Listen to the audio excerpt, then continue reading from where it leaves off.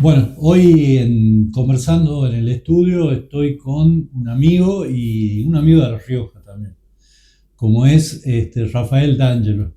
Rafael hace una buena cantidad de años que visita La Rioja por su vínculo con las editoriales, con las librerías, con los libros, pero no solo desde ese rol es que voy a conversar con él, sino de una persona que sobre todo le gusta conversar, que es un poco por lo que nació este streaming.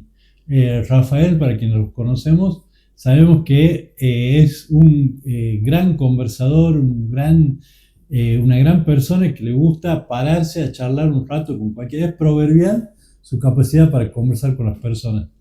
Y además, a modo de curiosidad, no es el tema de hoy, también escribió para los riojanos, para los que son los católicos, la iglesia riojana, una novena a San Nicolás de Bari, a nuestro San Nicolás de Bari, tan particularmente venerado aquí, y a su vez con la singularidad de ser una imagen negra. Pero para otro streaming vamos a conversar sobre eso. Hoy le doy la bienvenida a Rafael, un amigo, padre de familia.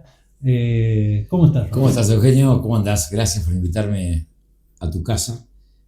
Yo feliz. Cada vez que vengo a La Rioja me encanta. O sea, ¿Te disfruto gusta? mucho. Disfruto mucho del calor, disfruto mucho de los paisajes de La Rioja. Son increíbles. Estamos haciendo una gira ahora y sí, estuvimos en Catamarca y La Rioja. Y ayer estuvimos por Aymogasta, conocí lugares muy lindos.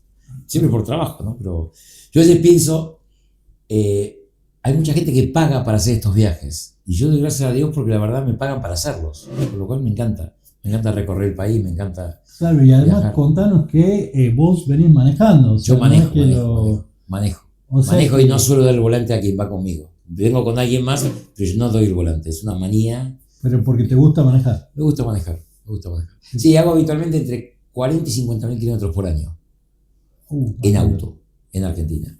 Después viajo a otros lados, digo, viajo a España, viajo a Estados Unidos, México. Acabás de Eh, venir de de México, España ahora. de España, Ahora de España, de Madrid. De Madrid. de Madrid. Sí, este año, bueno, la editorial que estoy, que es Ediciones Logos, hemos jugado una ficha a decir, bueno, América a España. Entonces hemos puesto una persona en España, vamos a hacer 2 años de prueba, para llevar nuestros proyectos educativos, que es lo más fuerte que hacemos ahora, a España. Entonces, estoy haciendo un acompañamiento a la persona que se instaló allí, eh, que son por lo menos cada 3 meses estar una semana ahí en Madrid. Madrid, Barcelona, Bilbao, según qué lugar. Así que no, muy bien, muy bien. Pero me divierte. ¿Cómo es esa idea, digamos, cómo es ese proyecto América en España? Bueno, parecería simple, pero es un poco complicado, porque España, pavadas digo, pero te requiere el idioma español, que no es el neutro que nosotros conocemos. El argentino, el neutro, pero está el español. Entonces, ellos están acostumbrados a que todos sus libros son españoles.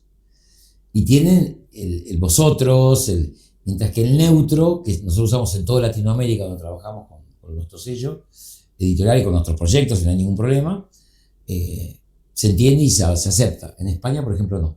Entonces, estamos haciendo un trabajo de lo que sería traducción del español al español local.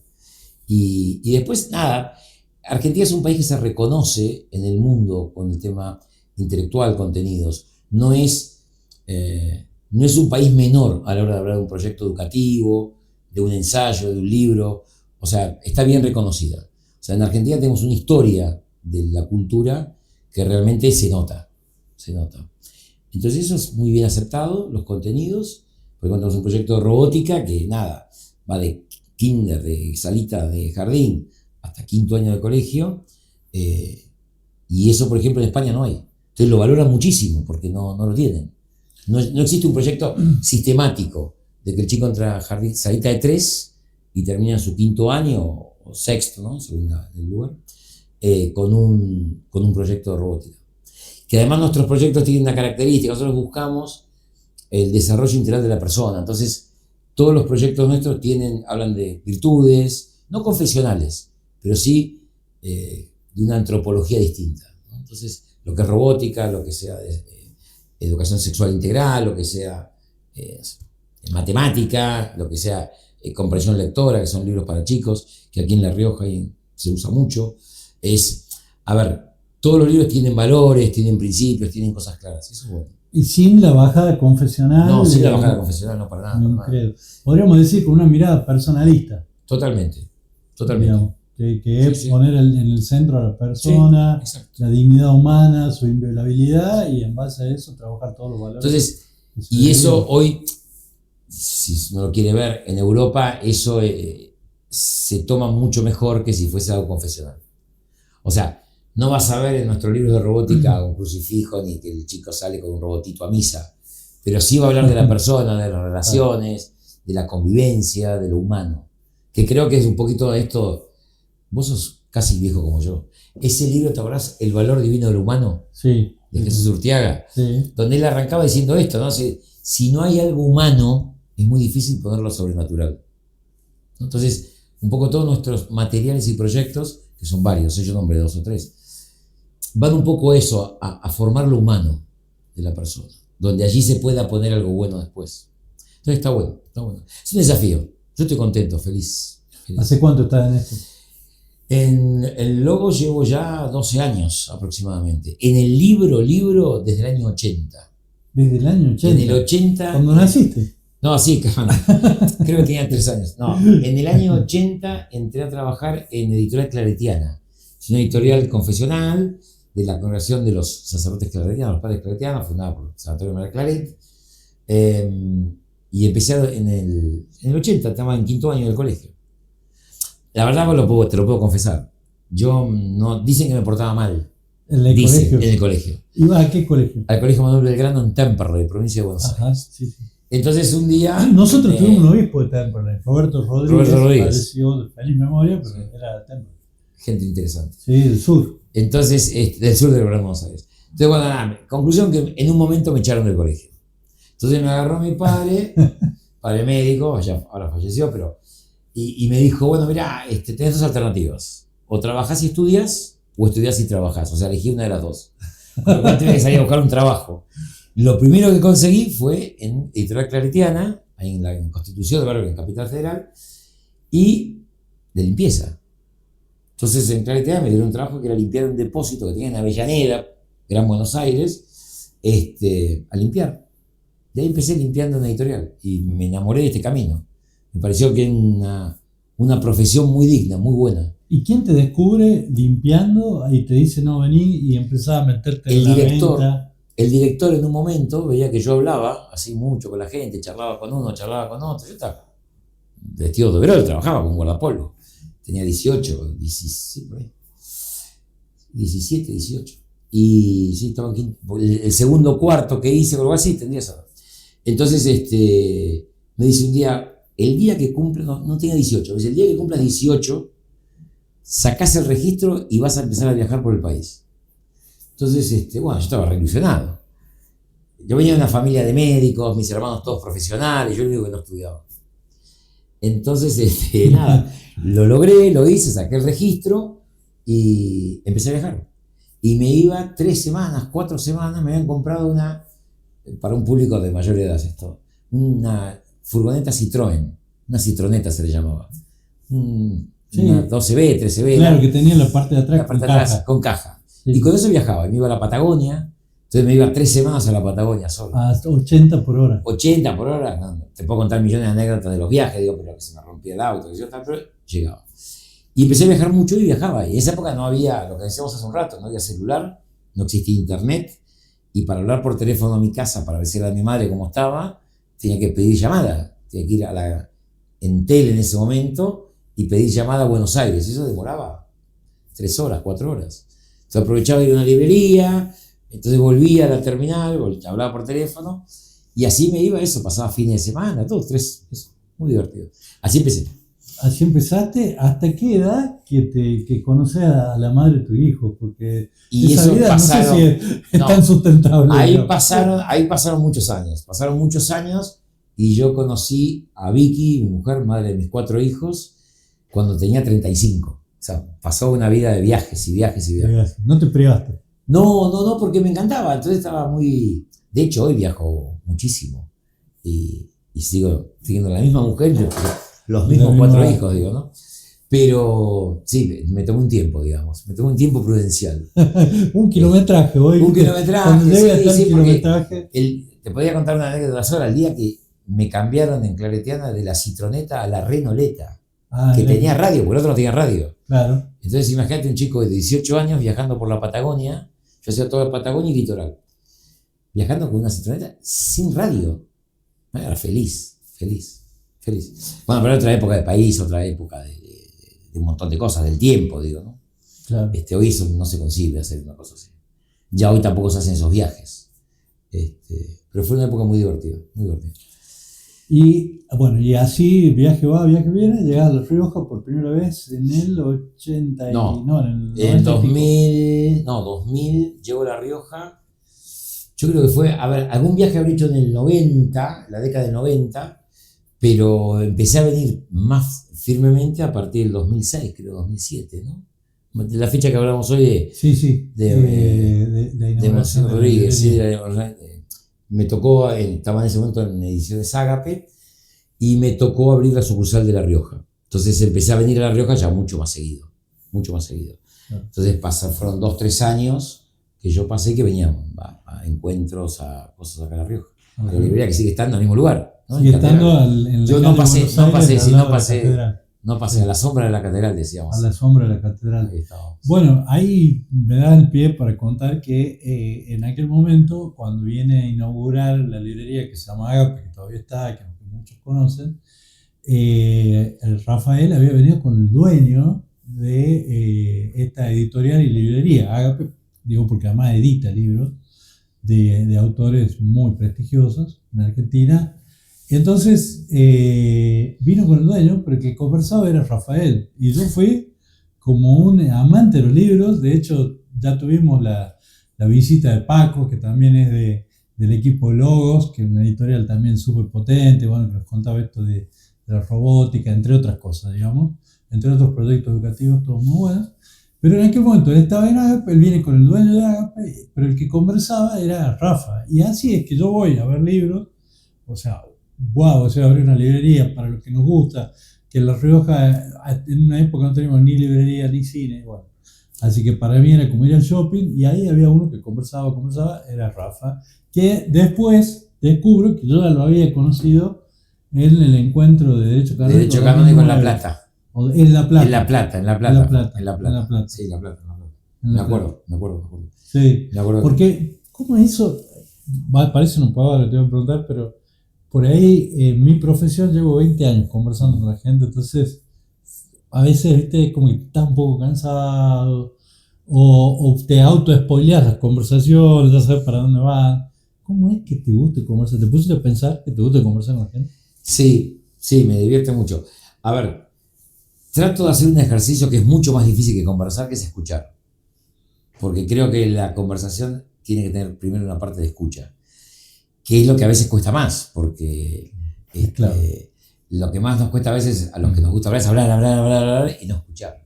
Entonces yo trato de poner un poquito la oreja antes y escuchar a la gente. Eso es un ejercicio que cuesta, ¿no? Cuesta y todos los días es lucharla. Pero sí, durante el día a veces me pasa la noche que llego y a veces estuve con 10 personas, 15 personas, en ámbitos distintos y conversaciones, si bien de la misma línea, pero cosas concretas distintas. O que tenés que sacarte el sombrero y ponerte otro. Y a veces no me acuerdo con quién hablé de este tema y con quién hablé de lo otro. Eso me pasa. Debe ser los años también. Pero yo creo que lo importante es escuchar a la gente. Eso a mí me parece que es el quid para primero no cansarte. O sea, escuchar a la gente y ponerle el corazón a lo que la gente cuenta. O sea, no solo escuchar por una cuestión de un manual de marketing que dice debes escuchar a la gente, típica frase, tenés una boca, 2 orejas, hay que escuchar el doble de lo que hablas, todo manual. Eso es de manual, la realidad. La realidad es que uno sale a la calle y es uno. Entonces, y yo trato también de eso, de tratar de escuchar y de querer a la gente, tratar a la gente. Y creo que eso es importante, eso es muy importante. Por eso no me pasa esto de las conversaciones, pero después la gente escucha y se acuerda de cosas y va a decir, bueno, qué bueno. Y yo creo que también, vuelvo a lo de escuchar, porque es más que hablar, la gente hoy necesita ser escuchada. Es una de estas conclusiones. No te reís porque yo paso 50.000 kilómetros al año en el auto, de los cuales te diría que 40.000 solo. Entonces tengo mucho tiempo para pensar y eso me encanta. Entonces, Claro, ese es como el lado B que no conoces. Ya, yo no conozco. O sea, claro. no me imagino vos yendo en una Citroneta en Sí. Silencio. Mi mamá tenía un Citroën, me crié en Silencio, no había radio. Entonces, no sé, la ruta 3 en medio del desierto, que Sí. cada tanto se cruza una Sí. oveja, en silencio. Sí, lo hago mucho. Mira, O sea, eso en es esa súper época, contemplativo. voy a contar algo que no recomiendo hacer y no creo que se deba decir, pero yo lo voy a hacer porque lo hacía. Yo me compraba la revista El D'Artagnan. Sí, ¿Te acuerdas de esos cómics? Todo lo que eran cómics. Sí. Porque yo cuando agarraba la ruta, que la hacía 3-4 veces al año, la ruta 20 que va de Bahía Blanca a Neuquén, es una recta, 400 kilómetros, con una citroneta, zona de vientos. O sea, vos te andar a 70, 80, porque Sí. no podés andar más rápido que eso. El día que hice andar más rápido, fundí válvulas. Pero entonces yo iba leyendo la revista y leía mucho de eso, me encantaba, me divertía. Bueno, igual Pero no es en esa época no se había sancionado la ley 24445 de tránsito. No existía Obviamente. la ley. No, y además, contarle a la gente. claro, por eso digo, era otra época, no. Sí, no hagan esto en su casa. Tampoco hoy pedís una llamada para hablar a Buenos Aires. Yo venía de Claro. estoy hablando con Barcelona online sin pagar Claro. nada, ¿no? Es una Claro. locura. Entonces, bueno, yo creo que lo que vuelvo con el tema de la escucha, la gente hoy necesita ser escuchada además. Entonces es un doble esfuerzo en tratar de escuchar, de entender que tu historia no me es indiferente. Eso me parece que es un tema interesante. A mí me parece que es muy interesante. Y eso me hace conversar, porque vos hablás con gente de cosas porque escuchaste a otro. Entonces yo te puedo contar cosas porque escuché a otro. No hace falta que yo te cuente lo que le pasó a fulano con nombre, apellido, lugar y dirección. Pero te puedo contar que tengo un amigo que le pasa esto. Y a vos capaz te sirve. Entonces creo que esas conversaciones son muy buenas, muy enriquecedoras. Vos tuviste, así con esa personalidad expansiva, ¿tuviste que remar conversación alguna vez? Que vos decís, Muchísimas. remás en el dulce de leche. Muchísimas. Tirá y no vuelve la pelota. Remar en dulce de leche es una tarea para un comercial a veces muy difícil. Claro, para vender. Porque vos te sentás y del otro lado puedes tener un sí, no, silencios. Entonces decís, nada, pero bueno, siempre hay algo. ¿Sí? A ver, si vos escuchás a la gente y vas conociendo a la gente en una, en dos, en tres conversaciones, siempre un tema sale de conversación. Yo estoy acá en una reunión y veo un portarretrato, una foto, preguntás, ¿quién es? Y si vos le preguntás quién es, por más que esté una persona rígida, dura, algo te va a decir, porque si tengo un portarretrato en su oficina de alguien, es por algo. Entonces ahí ya está una conversación. Pero es estar pendiente del otro, no de lo que vos querés decir, sino de la vida del otro. Entonces, remarla en ese sentido. Algo te tiene que llamar la atención. Para que algo te llame la atención, tienes que estar atento a eso. Estar dispuesto a pensar en eso y no en vos. Por eso la conversación tiene mucho de esto. Por lo menos para mí, no sé. Claro. ¿Y pudiste conversar en la Feria del Libro de Frankfurt, de México? Sí, se me cuesta mucho por el tema del inglés. Yo soy de la generación de que no estudiábamos inglés. Claro. No existía el estudio de inglés. O sea, la llave hoy de mis amigos del colegio secundario hoy, yo terminé justo en el 80, sí, segundo ciclo, terminé en el 80. 81. Toda esa generación no estudiaba inglés. Había 2 o 3, o que eran en la zona de Temperley, que había barrios ingleses, hijos de inglés, de rama inglesa a la familia, entonces sabían hablar en inglés, pero no se hablaba en inglés. O sea, capaz, en mi casa mi madre nos mandaba a estudiar guitarra, a hacer fútbol, eran las extracurriculares que se llaman hoy, antes se llamaban hacia algo a la tarde. Y claro, entonces, inglés era muy raro. Hoy los chicos hablan inglés, mis 4 hijos hablan inglés, y hablan inglés perfecto, y ven las series en inglés, pero porque lo hicieron de chiquito, estudiaron inglés después, pero cualquier cosa lo manejan. Yo me encuentro con mis amigos de mi edad y no hablan inglés, muy pocos. ¿Cómo llegó tu familia a Temperley? Porque también por ahí quienes nos ven no saben que en la zona sur de Buenos Aires está Banfield, Temperley, nombres claramente vocablos ingleses que tienen que ver con la construcción del ferrocarril, claro, que se iban quedando por ahí. Bueno, ¿cómo llegan los D'Angelo a Temperley? En realidad no fueron los D'Angelo, fueron los Molinari, que es el apellido de mi madre. Mi abuelo, o sea, el papá de mi mamá, trabajó en ferrocarriles. Fue director de ferrocarriles, básicamente, en la época de Perón. Entonces, como tenía un cargo alto, a él le dieron casa en Temperley. Tipo casas inglesas, normandas, ¿no? Estas casas muy grandes. Y entonces mi abuelo se fue con mi abuela a vivir a Temperley. Y ahí nació mi madre, mi tío, y después, bueno, mi madre empieza a estudiar medicina y se casa con mi padre, que estaban estudiando medicina juntos, años y años. Y entonces se van a vivir a Temperley. Mi madre quiso quedarse en Temperley. Y entonces se quedó en Temperley. ¿Y esa casa existe todavía? Esa casa no se demolió, esa zona fue cambiando con estos edificios muchos de estos edificios de 8 pisos, con amenities. Commodities, se va a poner la soja. Con amenities, cambió mucho el barrio, digamos, ¿no? Pero bueno, nada, eso fue ¿por qué no fuimos a Temperley? ¿Por qué nací yo en Temperley? Claro. Y somos 4 hermanos y todos nacimos en Temperley. Y ya todos estamos en Capital Federal, vivimos en Capital Federal, ¿no? Todo bien por ahí. Nadie se plantea volver a Temperley. Mira, sí. Ni vas, ni pasás. No, alguna vez alguna cena, alguna cosa, algún amigo, pero es como que ya en nuestra vida, bueno, además el casarte en Capital, con mi mujer de Capital, mis hijos en Capital, mis hijos me han salido más muy porteños, donde no los lleva el colectivo, que lo tienen a 15 minutos, no van. Entonces digo, y el cuestión es la UBA, que es cerca de casa, todo por ahí, ¿no? Entonces, están los chicos jóvenes son muy cómodos, muy prácticos. Muy prácticos. Bueno, y contame, ¿qué son las ferias del libro? Porque por ahí La Rioja tiene ya creo que 20 años de feria del libro. Al lector, bueno, está la experiencia de la Feria del Libro en Buenos Aires, que también es muy conocida, en abril, Córdoba, bueno, todas las provincias más o menos deben tener la suya, pero yo aprendí a través tuyo que las ferias del libro internacionales, como nombré recién, que vos vas con logos, México, Frankfurt, Madrid. ¿Qué son esas ferias del libro? Porque por ahí la gente, nos ve mucha gente que le gusta leer solamente y no conocen del negocio del libro. Para mí es una cosa, es una fiesta ir a una feria del libro. En mi caso yo lo disfruto muchísimo. Hay 2 tipos de ferias. Una es la feria al lector, del autor al lector, que se llama Muchas y tal, que hoy quedaron de habla hispana. Son 3 grandes. Es Buenos Aires, que mueve más de 1 millón de personas de visitas esas 3 semanas.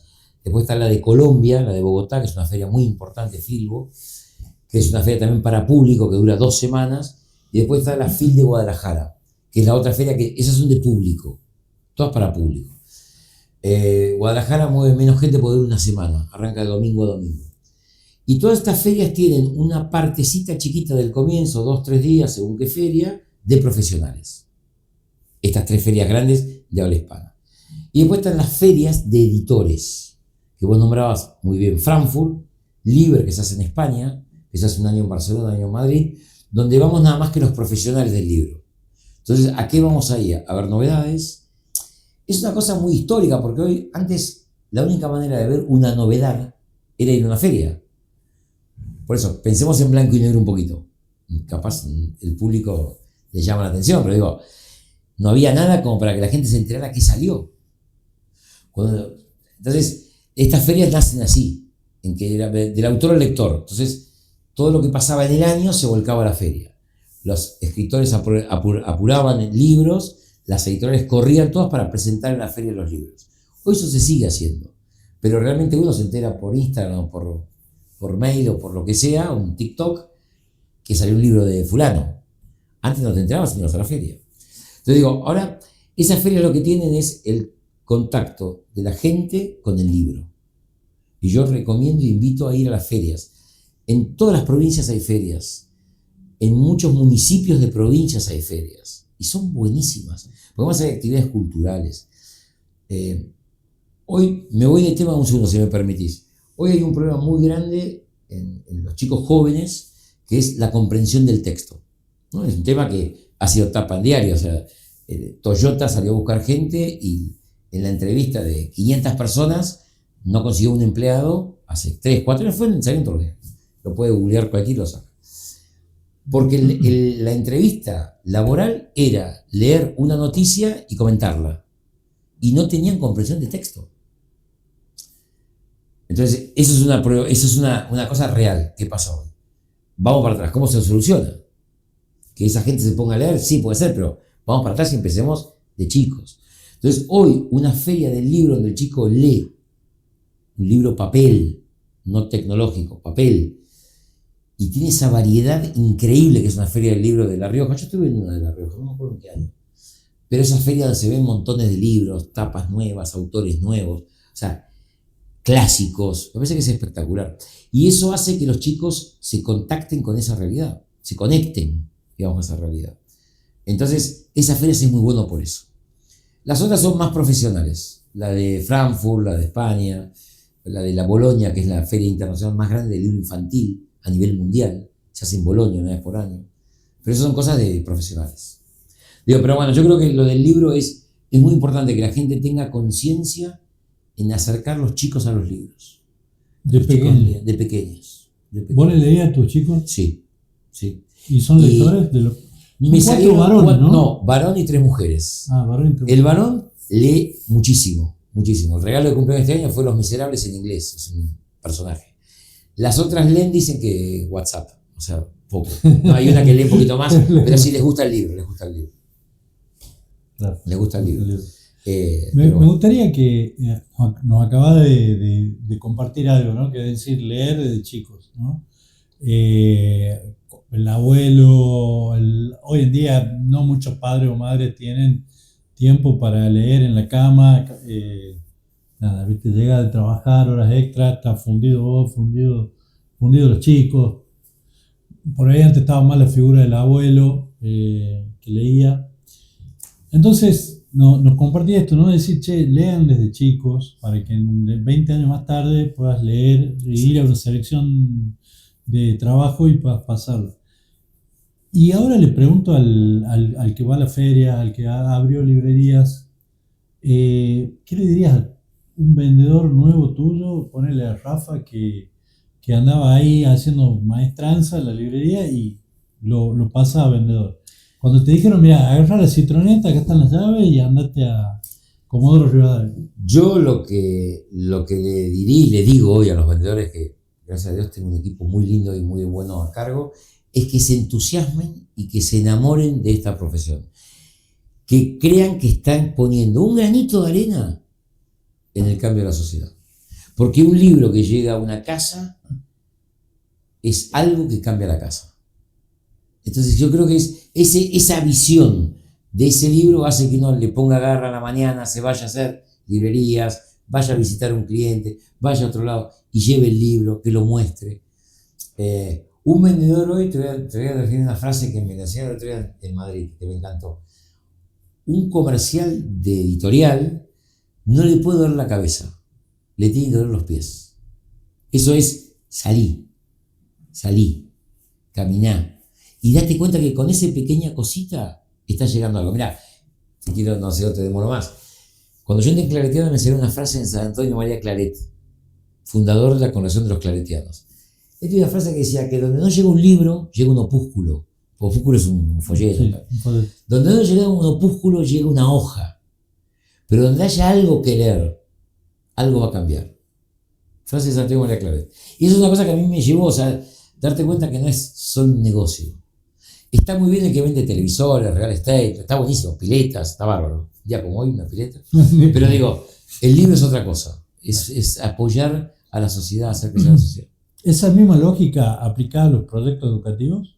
Sí. Porque hoy la Editorial Logo está fuerte en proyectos educativos en ESI, en Argentina, robótica, lo venden afuera. Totalmente convencidos de que trabajamos para eso, para aportar. No podríamos decir para cambiar la sociedad porque sería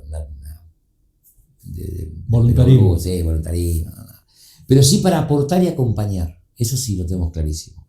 En aportar un granito en algo que vaya a cambiar.